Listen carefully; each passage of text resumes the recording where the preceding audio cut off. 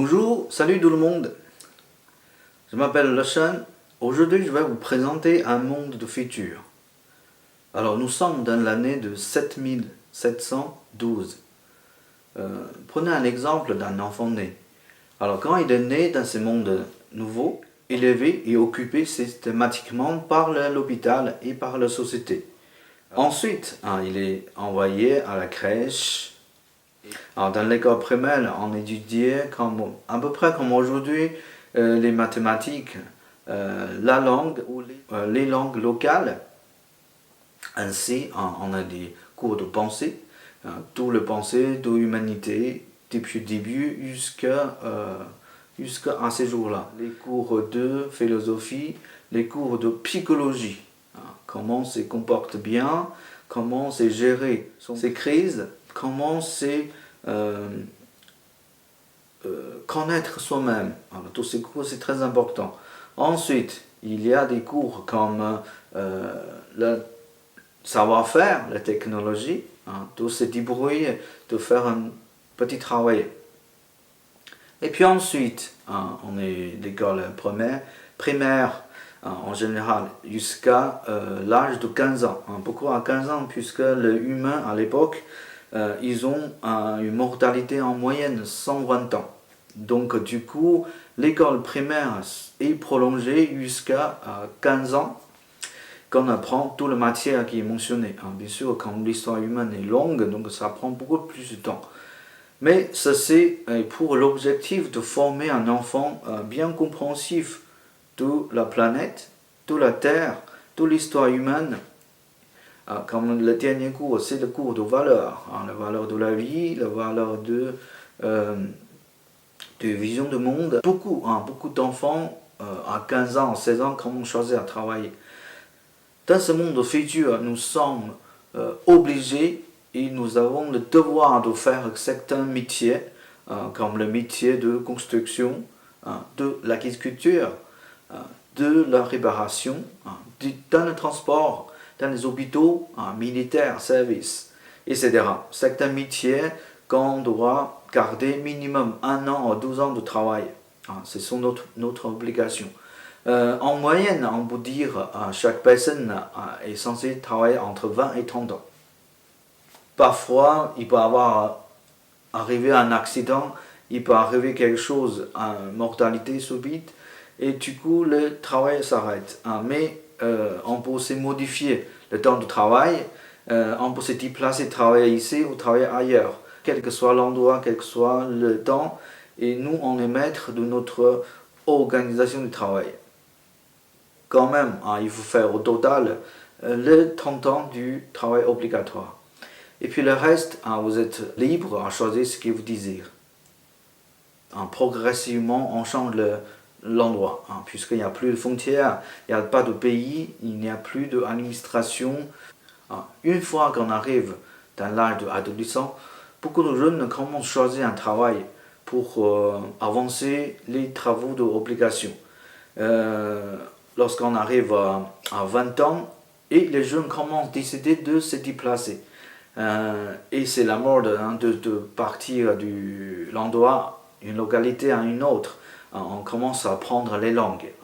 Changer un endroit, on prend une culture, une langue, prend un autre métier. Quand vous êtes peut-être un technicien, après vous passez agriculteur, passer un conducteur, un pilote d'avion, etc. Tous les métiers sont libres. Il n'y a pas de salaire pour tous les métiers, donc les humains sont guidés globalement par le système d'intelligence de la planète. Alors bien sûr, ça dépend quel endroit ça vous plaît, quelle localité vous aimeriez vivre plus longtemps. Vous avez aussi les possibilités de choisir, rester à un seul endroit. Il y en a, mais comme la plupart du temps, les gens se déplacent. Alors, tout le monde se déplace, donc la planète devient une sorte de migration permanente. Prenez un exemple, donc il a pris la langue chinoise. Alors, maintenant, il va vers l'ouest, il déplace vers l'Inde, il va prendre l'indien. Après, il va prendre un nouveau métier, il va faire les chauffeurs, peintre, musicien. Il va conduire un bateau, donc dirige un grand bateau de 300 personnes. Il continue son chemin, son parcours vers un autre pays. Peut-être l'Afrique, pourquoi pas, il arrive en Afrique, maintenant il a déjà presque 30 ans. Mais à l'époque là, le désir devient programmé d'une certaine période. Où donc cela va changer radicalement le monde. Homme devient tolérant, calme, pacifique, doux, patient. En tout cas, cette modification n'est pas soudaine, n'est pas naturelle. C'est volontairement introduit par le scientifique humain qui va changer cette planète. Pour quelle raison? C'est pour la protection, puisqu'on nous arrive vers la fin de notre civilisation à cause de guerres, d'épidémies, de maladies. Les humains s'en sortent plus.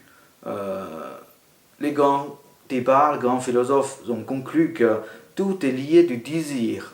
Dans un monde de désir, c'est un monde de destruction massive qui nous pousse petit à petit détruire, s'entretuer entre nous.